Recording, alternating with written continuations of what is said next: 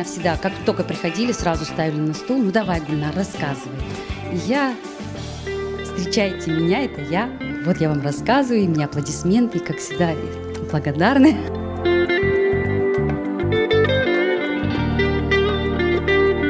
Я поступила, хотя я была такая пышная, никто не думал, что я поступлю.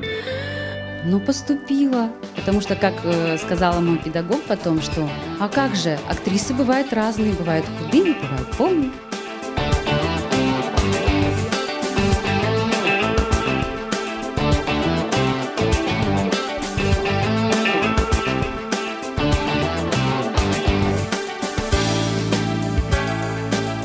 Когда комедийный, конечно, это мое состояние души, да.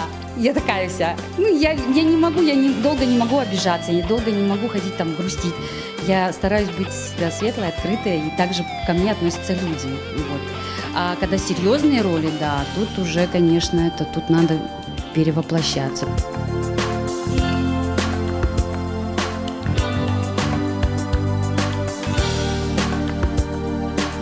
Я живу в доме, где в основном только крымские татары.